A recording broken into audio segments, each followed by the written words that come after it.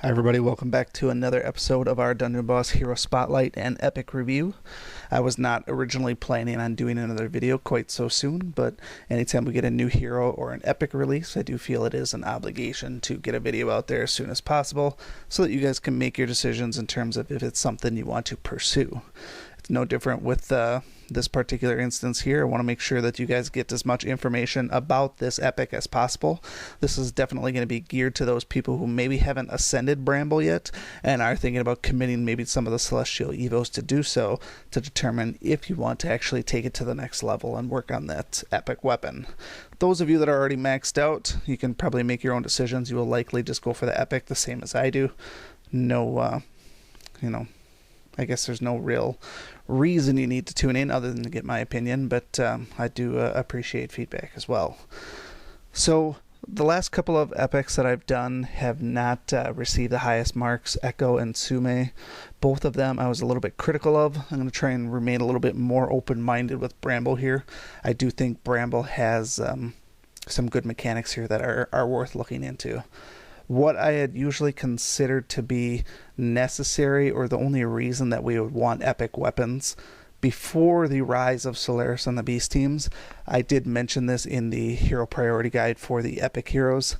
The whole purpose of an epic is to basically take the hero to the next level, and it was really ruled by Yasmin and Nub Nub because at the time there was no auto abilities in your auto runs, so it was only basic attacks, and so people like Yasmin and Nub Nub, we needed that epic to trigger often and heal our teams because that's what kept our auto run teams alive.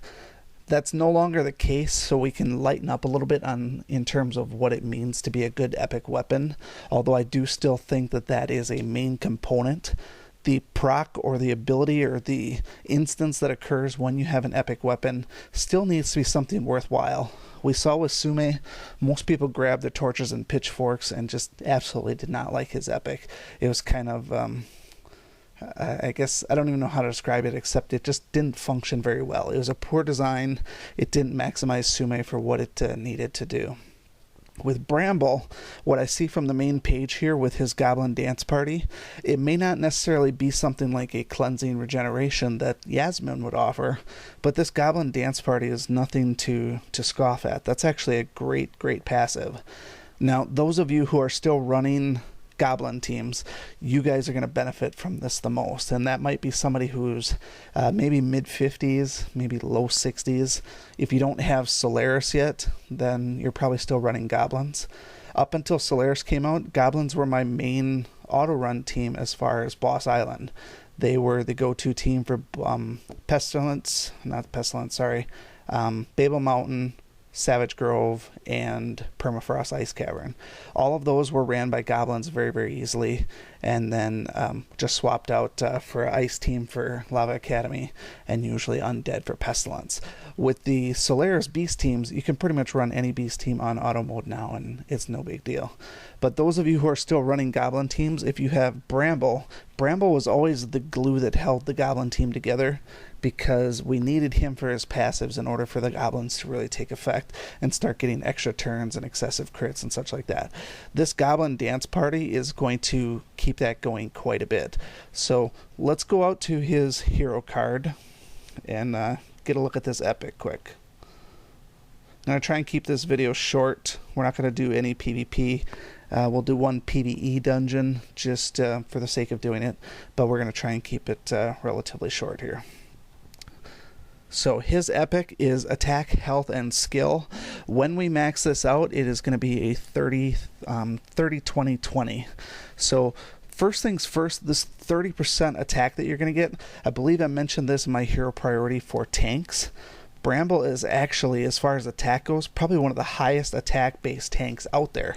He's maybe not the best tank out there, but he's a great attacker. In fact, he had always been the one that did the most damage on my Goblin auto run teams. You would think that maybe Squinch would be better, but I didn't really put a lot of stock into Squinch, and most people because they would use goblins for permafrost, they would switch out Squinch anyways with maybe somebody like Bolvis. And so Bramble really starts shining in terms of his damage, and he does do really good damage. So does this mean that Bramble's going to make his way into the PvP meta? I really don't think that's going to be the case. There's going to be people like Astrid and even Torchy and Koros. They're still going to slaughter this guy pretty bad. I don't think that he's going to make it into PvP defense for sure. Honestly, any PvP defense that has goblins is going to be an easy win for a lot of people, because you have to pretty much have all 4 goblins to make it worth your while. So aside from very, very low levels, a 4-goblin team in PvP, offense or defense, is likely still not going to be the case. I do feel like this particular epic is geared heavily towards PvE. So that's what we're going to focus on in terms of the usage for this, because honestly, you're not going to be doing too many basic attacks even if you use him in PvP. So the notion of triggering that extra goblin dance party is likely just not even valid. He's not going to be around long enough to get too many turns in, whether he's on offense or defense. I just don't see that epic being necessary there, aside from the stat boost that it gives. Now, he is going to get 20% boost to health, but his health is going to be nowhere near that of somebody like Kozar or Furnace, or one of the other really high level, high health pool tanks. So let's keep him to the PvE notion and stick with that. So we're going to go ahead and unlock it here. I am going to upgrade it a little bit. We will do one quick run with it to see if we can get it to trigger. But let's go ahead and spend a couple of my resources. The first ones up till 6 are likely just going to be some basic green resources. That's usually all it is. And so then it's still going to be more green resources, but I do have to run Savage Grove one more time. Now, before we do that, I did want to do one more little quick feature here and take a look at this. So because of his epic, he's got, it's going to refresh or start a goblin dance party. As far as the epic goes, I do want to take a look at that and see if it compares to what the actual goblin dance party is. Goblin Dance Party is definitely a great ability. It's one of the few that gives you a guaranteed increase in attack, and it actually tells you how much. But this 60-some% attack and a bunch of crit is pretty amazing. So really all that I want to know is that when the epic triggers, does it give this particular graphic here that we're seeing here? If it gives this graphic, then I'm going to be confident that the trigger actually is the identical 65% boost. If it's just a replica of that, I would be a little bit disappointed, but that's going to take a little bit of extra number crunching to make sure that it is indeed the true Goblin Dance Party. But if that keeps coming up and we have a constant buff to attack for PvE dungeons, especially long ones, that's going to be a big help. The other thing we want to see is that, and I've been wondering this one pretty much all day, his extra passive, which is the critical goblin odor, has been changed to critical goblin stench. So I don't know if it's going to give an extra turn, 2 extra turns, but it's got to be something pretty epic. I mean, why else would we put it in the epic? And so critical goblin stench, whenever a goblin ally scores a crit, they attack a random enemy. Whenever Bramble crits, all goblins attack a random enemy. So the goblins themselves don't get a second random attack on everybody, but when Bramble crits, which he most likely will, he has a very high crit rate, then the rest of your goblin teams are going to attack. That's actually pretty sweet as far as a goblin team goes. That pretty much pigeonholes you into using just a 4-person goblin team, but in terms of PvE, there's certainly nothing wrong with that, and that's probably expected. I know a lot of people are kind of hating on Squinch. They don't really use him that much, but Squinch also has an epic, and he can do some serious damage, so I don't see any reason why we wouldn't just use the 4-goblin team to get stuff done. So I'm going to go ahead and do that with one exception. I do still subscribe to that urban myth where if we bring 2 of the epic heroes that need the epic, they kind of cancel each other out. I don't want to play that game here. So what I will do in this case here, just in the interest of keeping it simple, I'm going to bring my other goblins along. Definitely Zerk. I don't think any of these guys have runes on them anymore. If they do, they're very basic ones. But honestly, Boss Island is so easy these days. If you have any type of runes at all, I can't imagine it being terribly difficult without. But I'm going to throw Solaris in there as my healer, and then I will see if I got Squinch laying around here. And then we'll leave Nub Nub out of the mix here, just so that he's not conflicting with Bramble as far as the run goes. I don't really care too much about this. I'm not going to do an auto attack run. Normally I think that would be one of the best ways to go, is to do an auto attack run, especially if you're running Nub Nub, because you can constantly get those epics from both him and hopefully Bramble. But I don't see anything wrong with just running a normal one here. Solaris is probably going to light them up anyways. She's got some good attack on her. But really we're just watching Bramble to see what he does. And keep your eyes peeled for the Goblin Dance Party mechanic as well. There's that. There is no visibly different,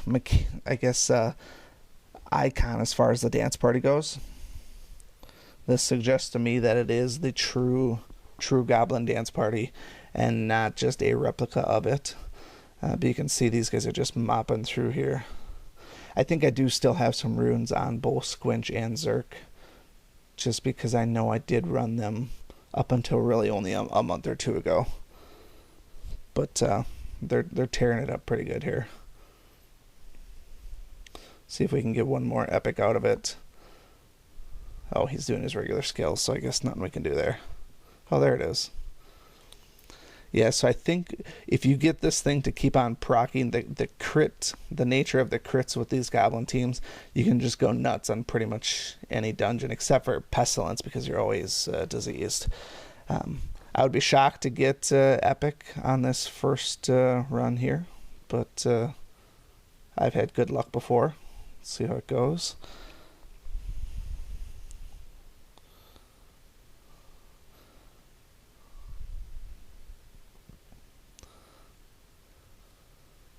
And no good.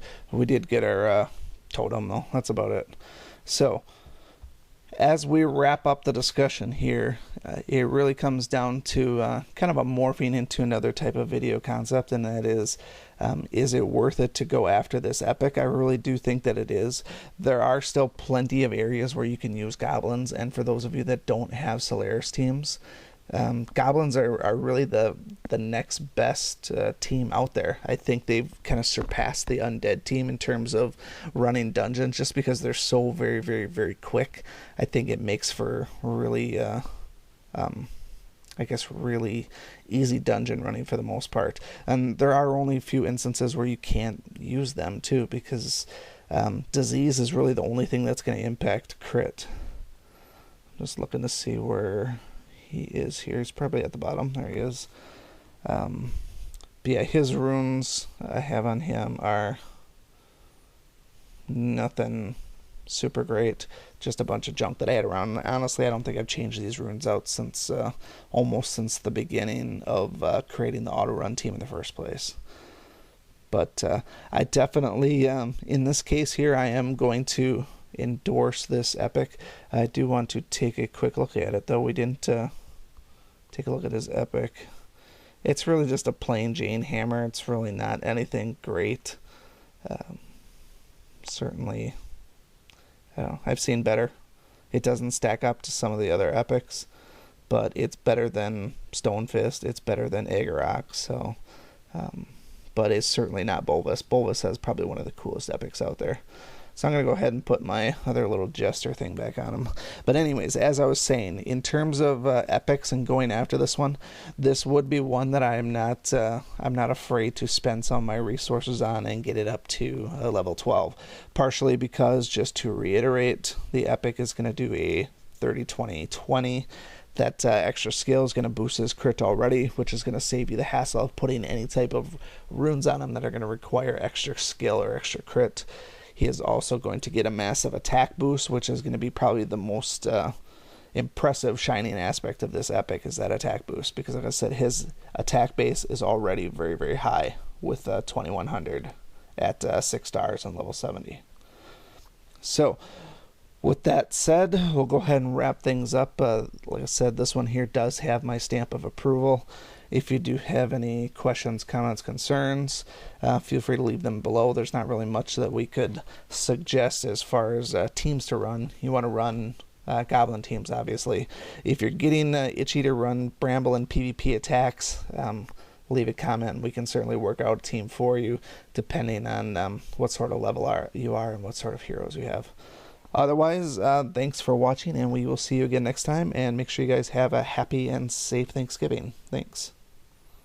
Thank you so much for watching this video and supporting my channel. If you like this video, please show your continued support by hitting that like button, and be sure to check out both my YouTube channels for new content all the time. And always remember, peace is a lie, there's only passion. We'll see you next time.